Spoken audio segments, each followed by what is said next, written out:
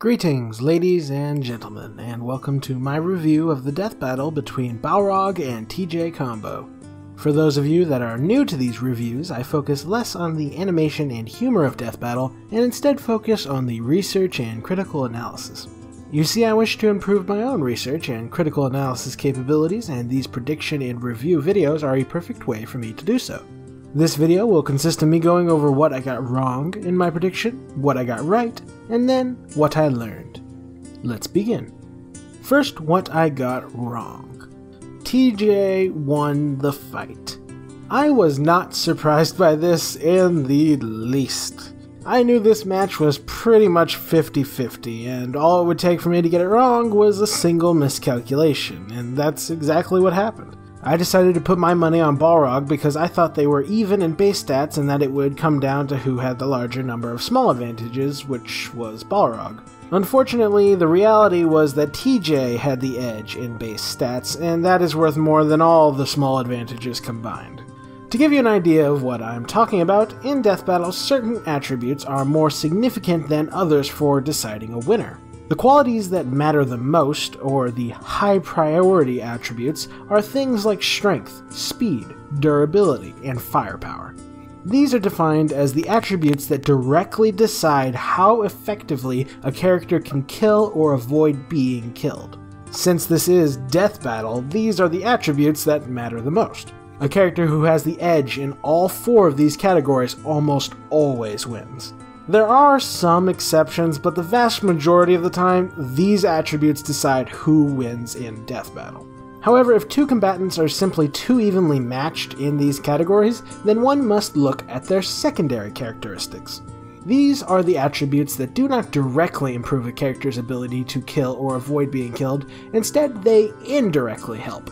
These are things like stamina, intelligence, skill, versatility, and mobility. Stamina is a perfect example of a secondary characteristic. Having stamina doesn't actually make you hit any harder, and it doesn't make it so that you can survive any more powerful hits. Like, if bullets could kill you before, then building up your stamina isn't going to make you any more bulletproof.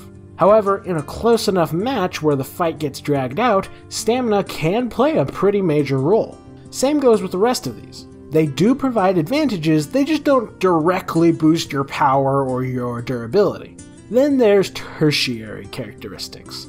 These are defined as largely mental attributes that don't give any direct physical benefits, but they can mean something in a close enough match.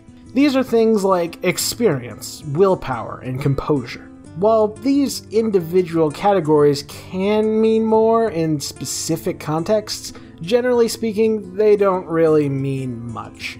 They only typically come into play when two combatants are so close in their primary and secondary attributes that you have to fall back on these to decide a winner. And that is exactly what I did with Balrog vs TJ combo, which was a mistake.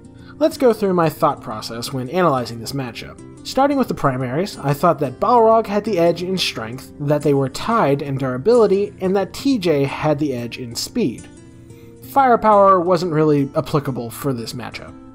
Having seen that they were tied in base stats, I moved on to their secondary attributes. Here I thought that Balrog had the edge in stamina, that they were even in intelligence, and that TJ had the advantage in skill, versatility, and mobility. Now you'd think that from here I would conclude that TJ should win, since he appears to have more advantages, but that's not how I saw it. I ended up concluding that TJ's advantages were not completely legitimate. I decided that since outboxing isn't well suited for death matches, that TJ's advantage in skill was less than normal. And I concluded that since Balrog has defeated foes who were more versatile and mobile than himself, that he could thus minimize TJ's advantages in those categories. To my credit, I didn't completely discount TJ's advantages in these categories, I just didn't think they meant enough to decide a winner. As such, I then moved on to tertiary attributes. Here, I thought that Balrog had the edge in experience, that they were tied in willpower, and that Balrog had the edge in composure. I specifically deduced that Balrog had more experience as a killer, and that TJ's anger issues would be more detrimental to his fighting style than Balrog's anger issues are to his. And with the tertiary advantages apparently adding up in Balrog's favor, I decided he would win the match. Now, obviously, Balrog didn't win, so let's look at where I screwed up. I actually stand by what I said about Balrog having the edge in these tertiary categories, but tertiary attributes only mean something if the characters are even in both primary and secondary attributes, and in reality, TJ had the advantage in primary and secondary, so tertiary means literally nothing here. Moving on to secondary attributes, you probably already guessed what my mistake was. Specifically, me dismissing TJ's superior versatility and mobility. I made the utter nonsense conclusion that Balrog's experience against versatile and mobile foes would nullify TJ's advantage in those categories. That's like me saying that since Balrog has fought people who punch before, that he is now immune to people who punch. That makes no sense. I considered Balrog's tertiary nebulous advantage of experience, which means almost nothing, to be enough to counteract TJ's much more real and physical advantages of versatility and mobility, which was just a horrible mistake on my part. As such, with these two advantages respected for what they are, it should have been incredibly obvious to me on secondary characteristics alone that TJ would win. But it gets worse. As we move on to primary characteristics, we find that I made another mistake. I thought that Balrog had a significant strength advantage over TJ, when in reality, TJ was the stronger one. I knew that TJ could punch Fulgor over a dozen feet into the air, I just didn't realize how much force was needed to do that. What's extra embarrassing about this is that I was more than capable of calculating this for myself. I just didn't. I assumed it wasn't that impressive, and I was horribly mistaken.